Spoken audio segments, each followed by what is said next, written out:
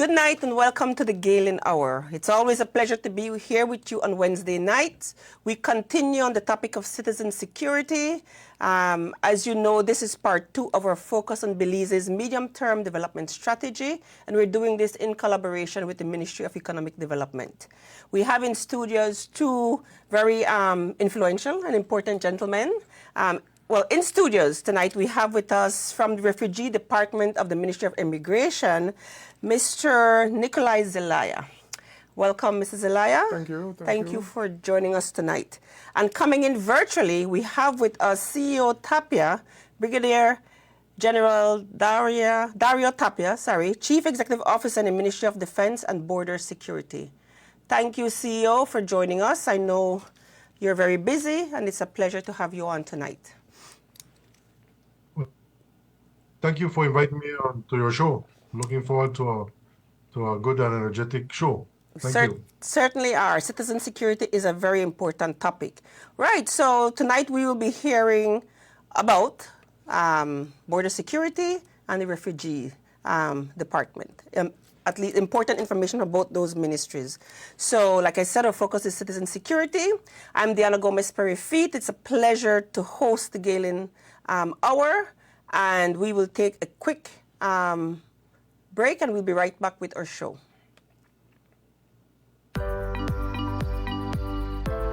With our unique student-focused services, Galen University prides itself in doing everything possible to facilitate the success of our Galen Eagles. The flexible payment plans, student loan options, and Eagle scholarships make Galen affordable, accessible, and attractive. Treat yourself to the gift of a Galen education. Apply today and secure your spot. Come soar with the Galen Eagles. Visit our website at www.galen.edu.bz or give us a call at 615-3129 or 614-6415 for more information. Galen University invites you to Eagle Day 2024 on Friday, March 15th. There will be something for everyone, from the expo and interactive fun sessions from 9 a.m. to 3 p.m. to the art and wine sessions in the evening from 4 p.m. to 7:30 p.m. Don't miss out on our very special information sessions, which start at 10 a.m. Whether you are a prospective student who wants to learn more about Galen University, a current student wanting to enjoy the Galen Eagle spirit, or a Galen Eagle alumni looking for an engaging way to reconnect with colleagues, this is your opportunity. Save the date and bring a friend to Eagle Day 2024 on March 15th at our main campus in Central Farm. For more information, give us a call at 615-3129. My life, my education. Galen University, my choice for excellence in education. So yes, welcome to the Galen Hour. Tonight we have joining us virtually CEO Tapia from the Ministry of Defense and Border Security, and in studios Mrs. Zelaya from the Refugee Department. So I'd like to, Mrs. Zelaya, since you're in studio with us, would you get us started by just telling us a little bit about what the Refugee Department does? Thank you, Diana, and thank you for having me. Good night, Belize. I represent here tonight the Ministry of Immigration. It's important to note that the Ministry of Immigration is divided into 3 major departments. Of course, everybody knows the Immigration Department, which is actually called Border Management and Immigration Services. Then we have the Nationality and Passports Department. Obviously, they deal with passports, travel documents, nationality, and residency. And then we also have the Refugee Department, which is the least known to the Belizean public, but with an important mandate. The Ministry of Immigration's mission, in short, is to manage migration. And that is the reason why we have these 3 major departments who will take on the task of managing migration. I actually work for the Refugees Department. I was an immigration officer for many years, so people will know me as an immigration officer, but I am now the Legal Protection Officer for the Refugees Department. What is it exactly that the Refugee Department does? Well, firstly, we engage in very strategic work to further and to strengthen the government of Belize's efforts to protect migrants and those people seeking asylum.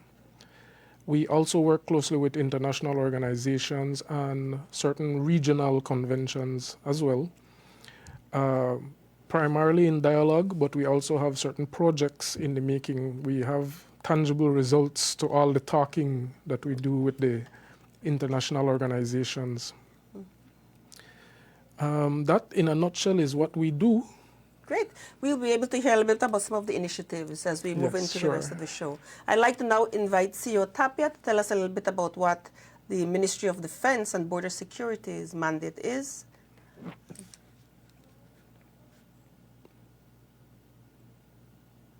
As you Belizeans are aware, we, under the ministries, we have the Belize Defense Force and the Belize Coast Guard, including the Joint Intelligence and Operating Center. The Belize Coast Guard essentially enforce maritime laws at sea. That is their mandate. So they have some law enforcement powers, but they are also military force. So they also have a role to play in the national defense of this country. In regards to the Belize Defense Force, they have a mandate to patrol our borders, to ensure our sovereignty and territorial integrity. Now and again, they support the civil authorities as part of their mandate in the maintenance of order, and any other tasks that is assigned from time to time by the Governor General. So those are the missions for the Belize Defense Force. Well, the JIOC, or the Joint Intelligence Operating Center, is really a coordinated center under the ministry that coordinates all law enforcement agencies whenever there's a threat to our national security in terms of illegally aircraft entering our airspace and landing in Belize, and coordinating any response that needs a joint response from law enforcement agencies. Under the JIOC, they are the Belize Defense Force, the Coast Guard, the Immigration now and again joins us at the JIOC and Customs. So those entities constantly man the JIOC on a 24 hours basis, ready to respond to any threat to our national security especially during the silent hours. We refer silent hours to the night hours, when everybody is asleep, everybody is relaxing and getting ready for the next day's work. The JIOC is at an alert. Great, thank you. Thank you for helping us to better understand what you do. There's quite a bit under your portfolio, and we all, as Belizeans, are now familiar with ICJ and interested in the sovereignty of our nation. And so maybe we can start your CEO Tapia talking a little bit about what is being done on the ground with respect to prevention of violence or incursions in the highly contested areas along our borders. Great. Whilst I can't share a lot of details because some of our work and some of our plans are confidential in nature, but I could tell you that we at the ministry have been brainstorming on possible scenarios that could occur as a result of the ICJ. And so we do have our plans in place. Our National Defense Plan has already been presented to the National Security Council. But just to tell you that we are working to better prepare ourselves. If you notice, we have been doing recruiting for the BDF and the Coast Guard. We're hoping that we'll have another recruit this year, because whatever occurs along the border, we should have the adequate manpower to respond adequately. But yes, indeed, we are working on those plans at the moment. We have them. We just need to continue working and updating ourselves. hopefully nothing comes out of it, but we do believe that our plan that we will put in place, we should be able to contain um, any decision from the court, be it that the Guatemalans will start to come across, or um, God forbid that the military try to get across to our territory. We do have plans for those contingencies.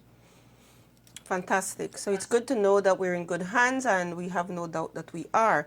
But since we were talking about possibility of persons crossing the borders, maybe this is a good time to ask you, Mr. Zelaya, about how the refugee department ties into maybe border-related issues and citizen security. At first glance, I would say there may not be a readily obvious tie between citizen security and the refugee department.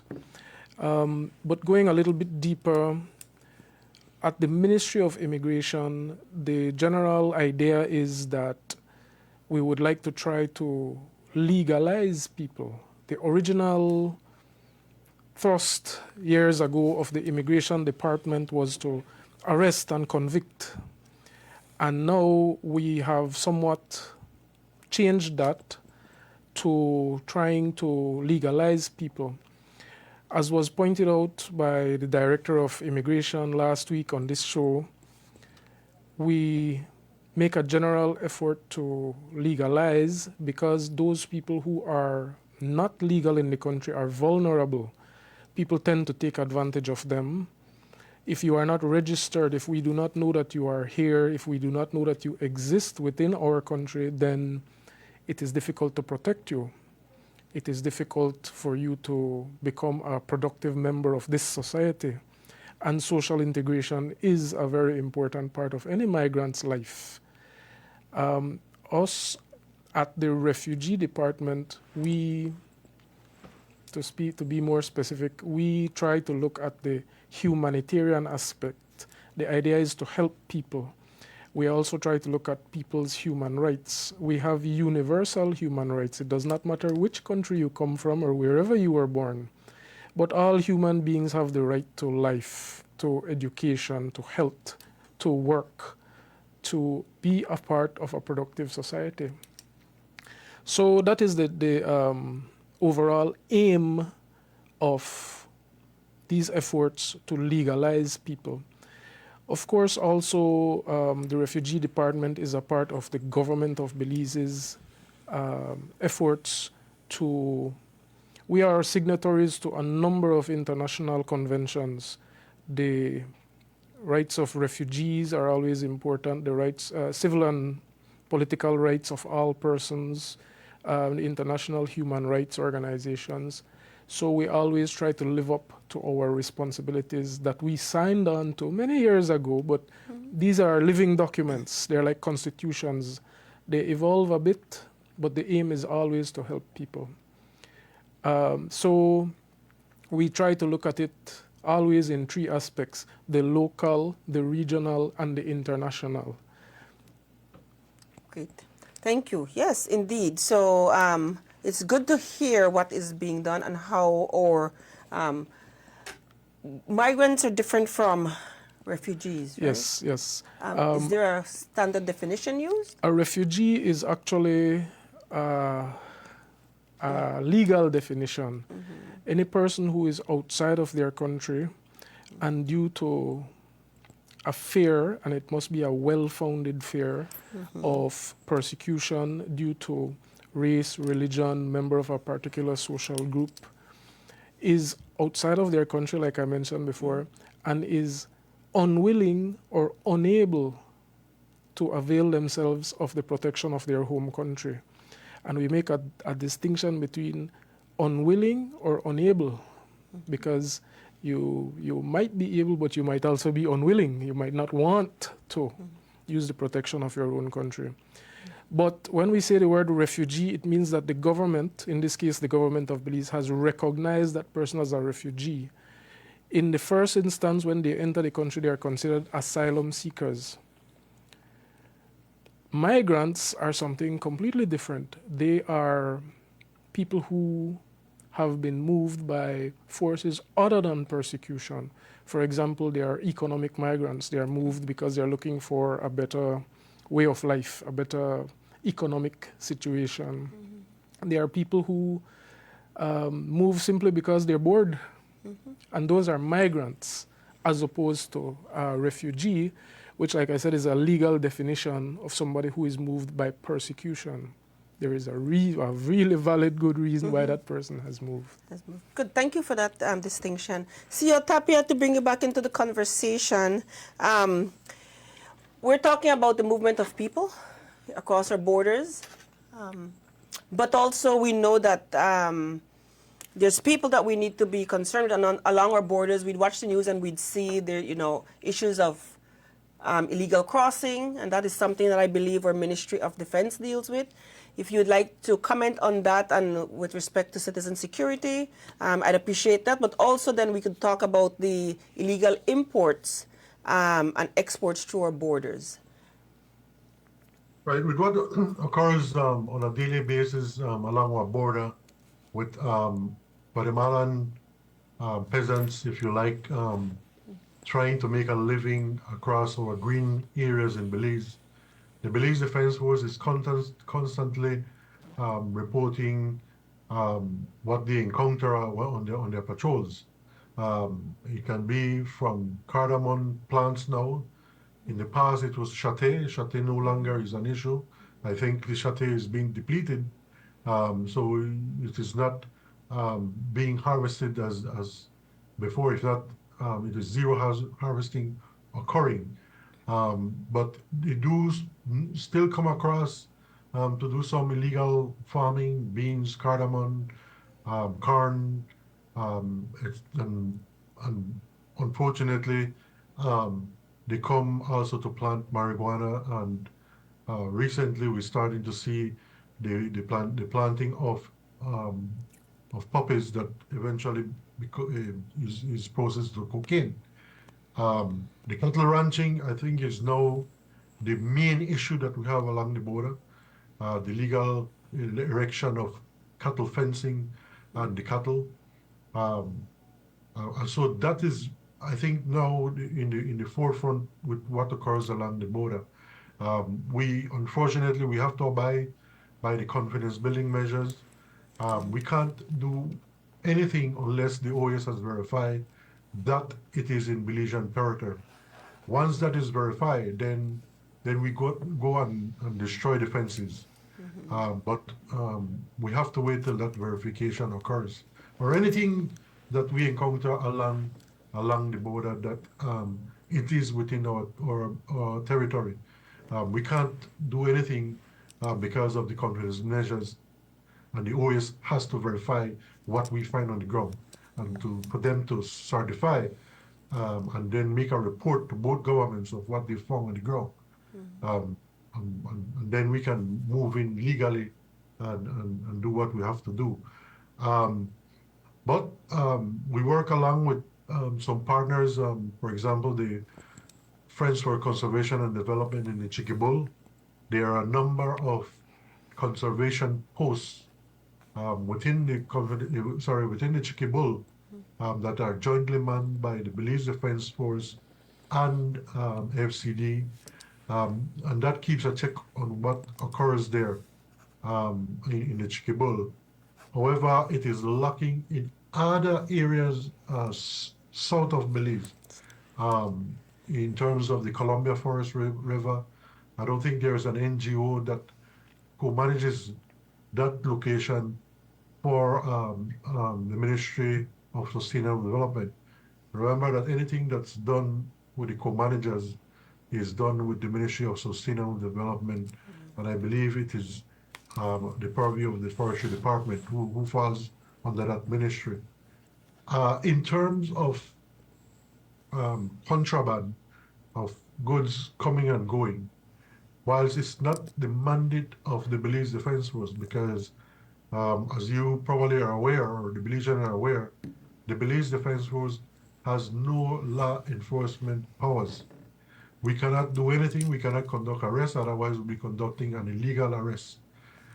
So whatever we are at the border and we come along any illegal activity, we must have either immigration, if it's an immigration offense, or customs, because they are the ones who will conduct that arrest for any illegal activity that occurs along the border.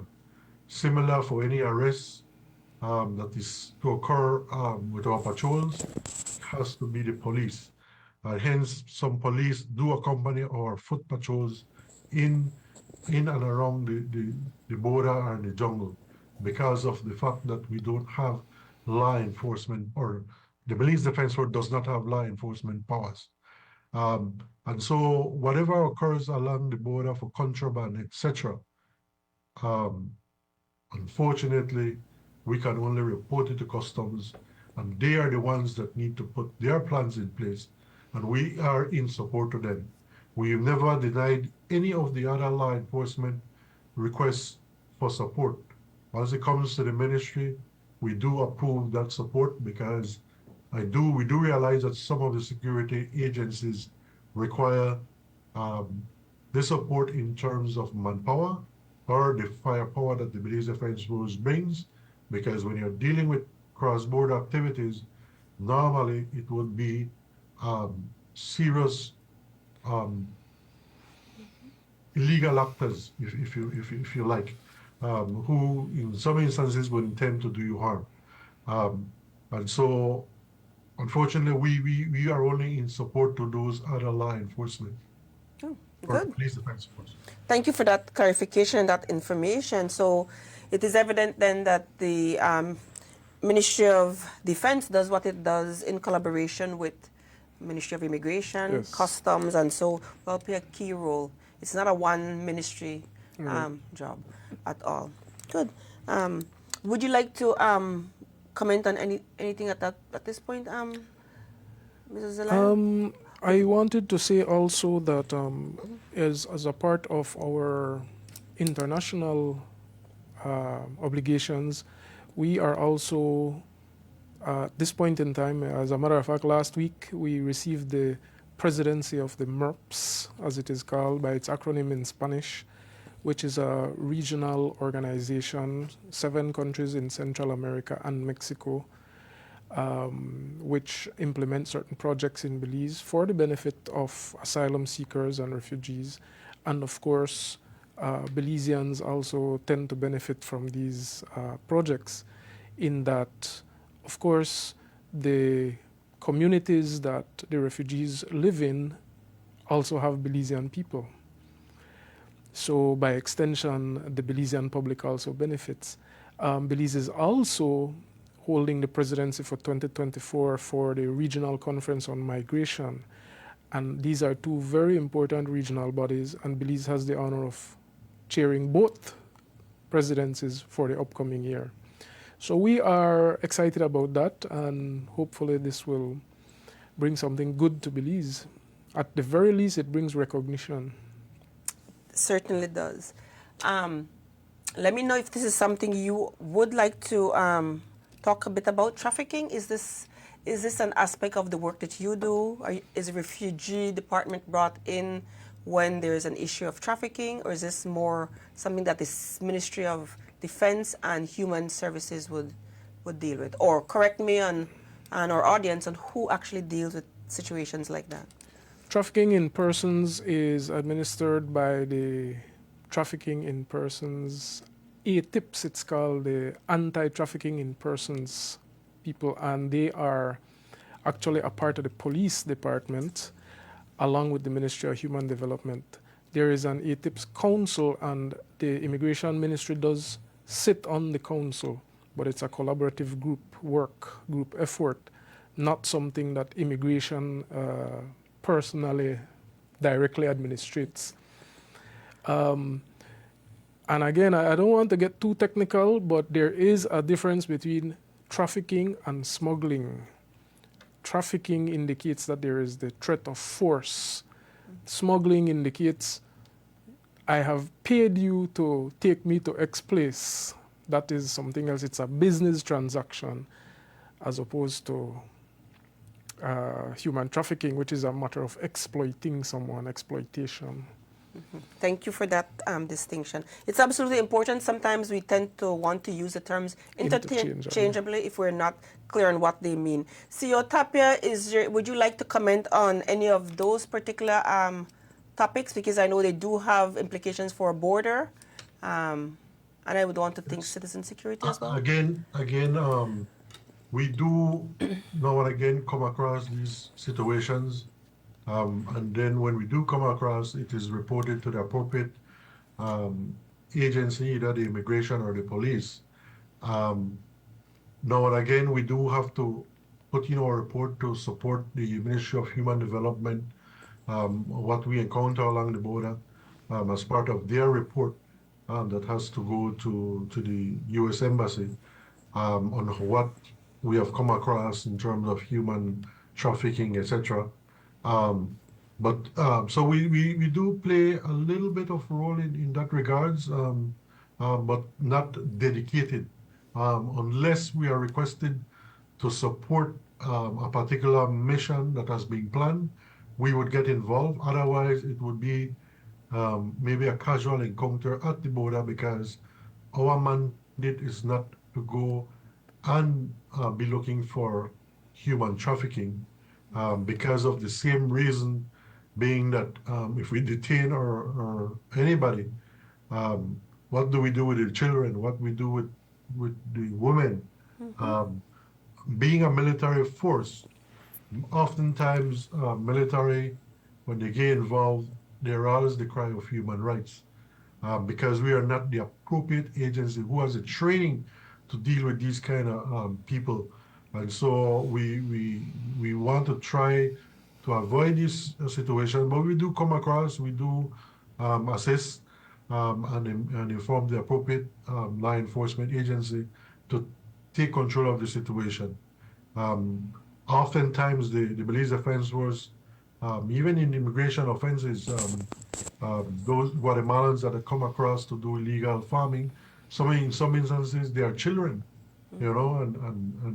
and there's a protocol that is in place to deal with these children when we come across them, because they have to be treated differently than an adult. So there are things in place to address those situations, but it's not something that we would get involved directly because of the nature of a military force. Thank you very much. Gentlemen, we're at our halfway point and we need to stop for a quick break, and we'll be right back with the Galen Hour.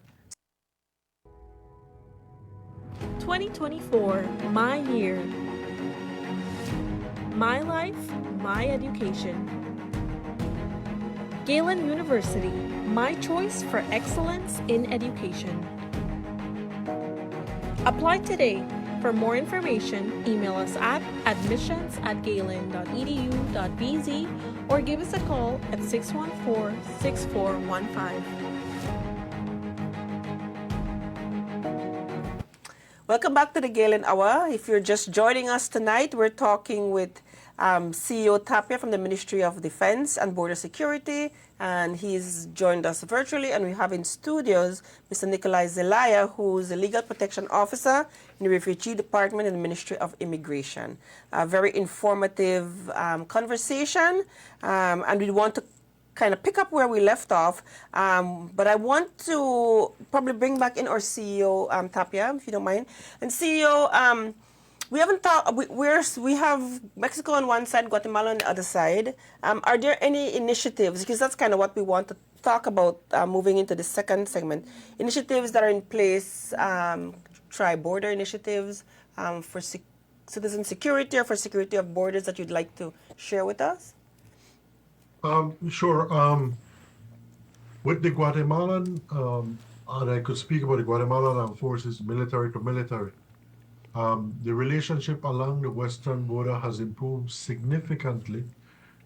We have not had any instance of any exchange in terms of misunderstanding between the Belize Defense Force and the Guatemalan Armed Forces along the border.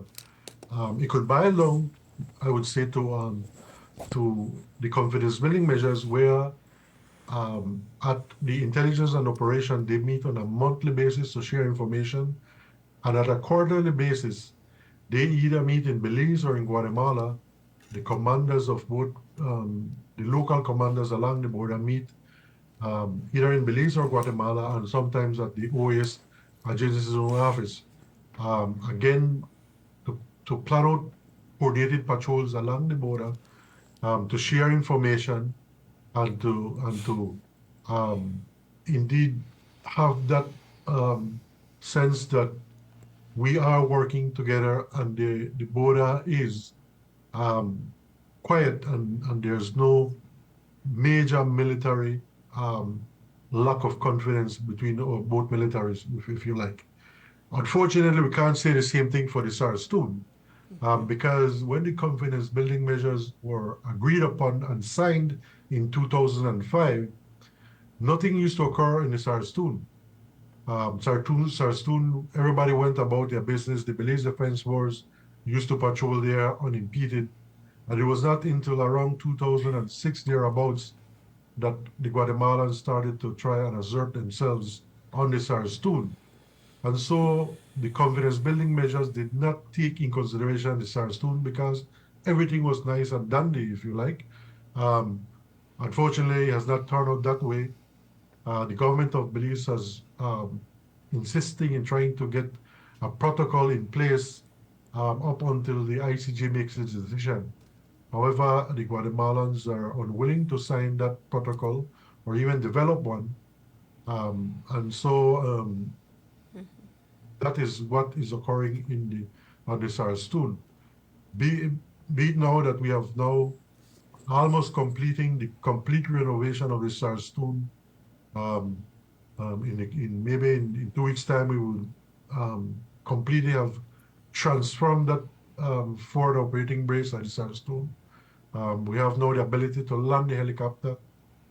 We have created a mini marina, and we have significantly improved that facility.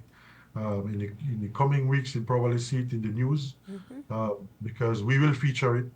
And I think the Belizean people need to know that the Ministry of National Defense is keen in maintaining our permanent presence there to ensure that we maintain our sovereignty and territorial integrity along the SARS-2. In the north, with the Mexicans. Sorry, just to keep it in the SARS-2, and if I don't know if it made the news. I think there was a clip in the news where Admiral Bennett went and met with his counterpart in Puerto Barrios with the Guatemalan Navy. And they were able to have some candid discussion on how we can collaborate with them in our southern water. And he touched a little bit on the SARS-2. And I believe that we got some fruitful and frank discussion that came out of that meeting, and I believe that it has improved what we do in the south with the Coast Guard and the Guatemalan Navy. It is not the perfect solution. We keep working at it. We're hoping that they would continue meet and discuss issues that affects us. As you all know, the south at the moment is where most of our illegal landing occurs for narco trafficking, although that has significantly reduced, but it does occur now and again. But we need to collaborate, both the Guatemalan Armed Forces and the Belize Defense Force, on how we contain that and we share, and to be able to grab, because normally by the time we react, the plane has been abandoned at berth, and most of the product goes into Guatemala. The illegal cocaine or whatever came on board the aircraft immediately goes in Guatemala because it's close to the SARS-2 and very close to the southern border. And so I think there's room to collaborate with them and to improve our collaboration there and good friendliness with the Guatemalan Armed Forces. In the north, as we all know, there's an ongoing operation with the police and the Belize Defense Force to secure what was occurring in the past several months, where things were getting heated up with gang activities and cartel activities that was reported. And I believe that has been contained somewhat. Um, and we continue to work that area. We're working with the Mexican forces. Again, our intelligence and operations meet on a monthly basis to share intelligence. At commander level, they again also meet at the quarterly level to plan out operations both for the Belize Defense Force and the Coast Guard. I think we have an excellent relationship with the Mexicans, and we have absolutely no problems operating in the Rio Hondo and in our territorial seas. And we do jointly with them, both the Mexican Army and the Navy.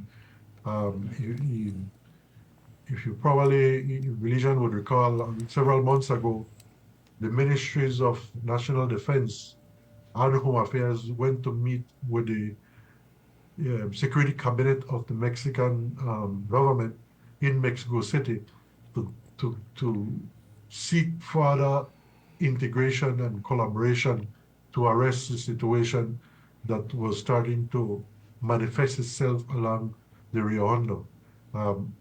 I do believe it's contained. We don't hear much about it at the moment. So I believe that is being contained. As I mentioned, we have great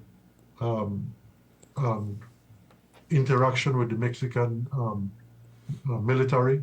And I do believe that soon we'll have a meeting of all the security heads from both Belize and Mexico hosted here in Belize to continue that collaboration and see how we can continue strengthening our borders with security. Very, very good information. Thank you, CEO Tapia. Mrs. Zelaya, I want to bring you on that same topic, maybe looking at how we as Belize work with our neighboring countries when it comes to initiatives with respect to the Refugee Department and refugees. Okay, well, before I get directly to the Refugees Department, the Ministry of Immigration itself has, in the past couple of years, undergone a sort of modernization project, if you will. The idea is to strengthen and modernize the computer systems for better delivery of service to the public. Almost 90% of the documents that you would submit for any process at either Immigration, Nationality and Passports, or Refugees Department is digitized. So they keep a digital record of it as well as a paper record. Paper records tend to get lost and get wet, they get old, they rat eat it. But digital records are more secure. This has, of course, been in conjunction with some of the international partners. UNHCR has helped greatly on that, in that respect, and the IOM, the International Organization for Migration. In terms of other initiatives, the Refugee Department, for example, has, in the past 8 months or so, undergone a legal review, which is to say that the Refugees Act, which we are presently using, was written in 1991, with some minor review in 2011, I believe it was. But as with all law, as with all legislation, it needs to have constant review. Things change, situations change, and the Border Management and Immigration Services are also presently undergoing a legal review. Another initiative that the ministry has undertaken is that there is now, again, almost finished, I expect it sometime in the next 2 months or so, an actual document which is the migration policy. We have always, so far then, been operating on each department having its own standard operating procedures. But now we would prefer to have one document unified between the three departments so that we are all working towards the same goal, with the same ideas, with the same guidance, with the same backing. And we believe that this, of course, will help the delivery of services to the public, both local and foreign, because we deal with both. So these are some of the initiatives that we have taken. I don't want to let the cat out of the bag, but we do have other projects in the making as well. Great. It's good to know that we are constantly looking at ways to do what we do better. Yes. And to address any new issues and concerns. So thank you. Maybe if we could talk a little bit about resources. What are the resources most important to getting the job that you need done? Do you have all that you need? Is there a wish list of things that would be helpful? To me, the most important element in getting any job done is human resources. You have to have the right people and you have to have the right training. Second to that, I would say, is always money. Everything operates by money, right? You have to have the necessary financing, the necessary financial backing. The government of Belize, I am happy to see and I am happy to say, allocates a good chunk of funds to the Ministry of Immigration. Of course, immigration, the ministry is also a revenue earner for the government of Belize. And we do benefit from the international organizations. So in terms of money, I think we are doing okay, but we could always do better. Human resources, getting back to that, you need people who are dedicated to the job and people who understand the job. If I may go a little bit further and widen your question, I would say, what are the challenges that we have at the Ministry of Immigration? I think one of the biggest problems we have, issues we have, is misinformation. People tend to listen to what the neighbor down the street says rather than getting it from the official source. Today I saw on Facebook somebody was asking, how do you get a one-day pass? And the first comment says, which border? You have to be more specific than that. For northern border, simply the Mexican immigration does not take a one-day pass, so there is no point to it. But people still come to the border asking for it. It goes back to misinformation. Another good example is when you hear people on the street say, "We don't deal with refugees," then people can take away a job. The fact is that in this country presently, we have no more than 300 recognized refugees. 300 people will not make a significant dent in the labor force, in the workforce. Another good example of misinformation is when the amnesty program was starting up, and it was said that they expect something in the region of 45 to 48,000 applicants. If you think about it, that's one-tenth of the population of this country. The number itself is not possible. When the amnesty people were done taking all their applications, they realized that they didn't have even quarter of that number.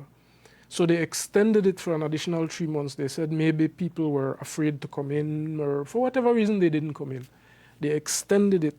And at the end of the time, they still had 12,000, I believe 12,500 more or less persons, which is a far cry from 48,000 people. Misinformation. And to further add to misinformation, we have another little issue, lack of information. There is so much that the ministry does, but the public does not know about it. Maybe we need to be a little bit more out there and show the public what it is that we do. But those are two issues that do plague us. The immigration department is known for corruption, but the immigration department does a whole lot more than that. There are always a few bad apples in every bunch, but there are also very good people at immigration.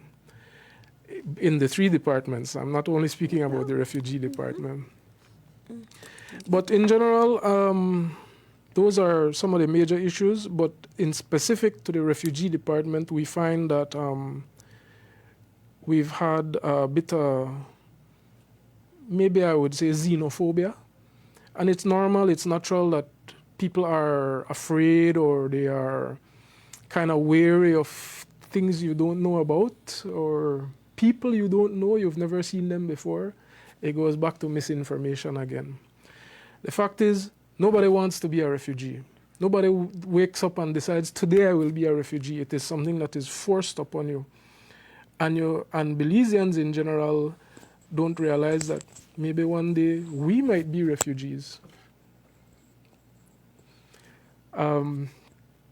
Social inclusion is something that we push a lot. It's something that we try to get the public to understand, both local and the foreigners that are coming in. Social inclusion is very, very important. So if we go and we, for example, set up a football match between the people who live in a refugee village, if we will call it that, they're not going to play only with themselves. They also play with the Belizeans who live there, and that is a good step towards social inclusion. Education. Your child is going to school with a refugee, if you know it or not. It happens anyway. So we just ask that to the general public to keep an open mind. Keep an open mind. Fantastic information. Yes, so sometimes we take a lot for granted. We do see different, well, it's not really a different looking people, but we are now more used to seeing persons from our Central American country being part of our community. And yes, being mindful of the social inclusion part is so important. Thank you for that, that message and that request to our general public. CEO Tapia, if you'd like to come in and talk on that very same, the challenges that you may be encountering, the need, resources that are most important to you doing what you need to do in your ministry. Well, yeah, I think all the government departments are challenged for resources because there's only so much in the pie. We at the ministry have constantly been sending requests to Cabinet or to the Ministry of Finance. In many instances, we do get the support, not all that we need and require, because the nature of a military requires significant military hardware to be able to do our jobs properly. And so it's a constant fight. Weapons, radios, vessels, vehicles, and the like. We continue to ask for those. As a matter of fact, today we met with the Ministry of Finance to discuss our budget. We got a slight increase. Hopefully that could transform into getting additional military hardware for our troops and sailors. But it's a constant fight because, as you all know, there are the social needs of the country. Our partners, whilst they give up some, it's not like in yesteryears. The British government, the British Army used to give us a lot of support for hardware. The U.S. used to give us a lot of support. It has diminished somewhat. It's not as what it used to be in some years ago. So it's a constant fight.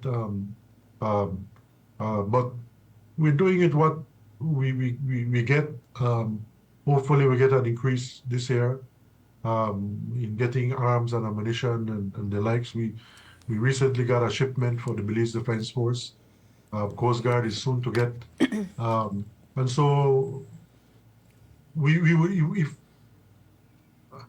probably need a budget of umpteen millions to be able to get everything we want. But we do understand that the government has to also look at the social needs of the country. And so we continue to manage our budget to be able to give our soldiers and sailors the adequate or the necessary resources to do their jobs. Great. It's good to hear that you got an increase. We're winding down now. We have about 9 minutes left, and I'd like to give each of you an opportunity to give the last word. So, would you like to give your last words, Mrs. Elia? Well, thank you, Diana. Like I said earlier, I want to thank you also for the opportunity to come here and speak a little bit about the Refugees Department and the wider Ministry of Immigration. To the public, I'd like to say, remember that we are staffed by public officers. We are here to provide a service to the public, so feel free to come in. I was speaking about misinformation earlier. You can go online to the website that is run by the government, Ministry of Immigration, immigration.gov.bz, and a lot of the information is right there. Please check the webpage, and thank you. Thank you very much, Mrs. Elia. CEO Tapia, your last words? Well, thanks for having me on the show. I just like to, for the Belizean people to understand that we at the Ministry of Defense continue to work towards the territorial integrity and sovereignty of this country. Be it our sailors and soldiers, they are on duty 24/7. I am currently in an office having a conversation. Our soldiers are out patrolling the border. They're sleeping probably in a hammock or under a couple of trees, patrolling the border, and they're resting. And tomorrow they get up and go again. I want to say the same thing for our sailors from the Coast Guard who are out at sea at some key doing their duty to keep us safe and sound. The job at the moment is up and functioning. The people who operate, the operators are on watch on their screen, the satellite images, the radar images to keep us safe and sound. But I do believe that our soldiers and sailors do deserve some gratitude for what they do for this nation, because it's them that keep us safe at night, as we say in the silent hours. And so my hats off to them, to their families, because many times they're out for 2 weeks and they don't see their families. They come after 2 weeks and then go again. They spend a couple of days and go again. So thanks to the soldiers and sailors for their service to this country. Indeed. I will also say thank you. Thank you to all of our security forces, our Ministry of Defense, and all of our VDF. I mean, our men do, and women, do what some of us would never venture to do, so to keep us safe. So we thank you very much. CEO Tapia, thank you for joining us here tonight. Mr. Zelaya, thank you for being part of the Galen Hour. Sure. The Galen Hour is a production of Galen University. It focuses on academic excellence, sustainable development, and lifelong learning. It is a pleasure to be here with you on Wednesday nights. We'll be here next week, Wednesday, bringing the Galen Hour to you yet again. We are pleased to be doing this particular season in collaboration with the Ministry of Economic Development. Thank you for joining us, and see you next Wednesday, same place, same time. Have a good night.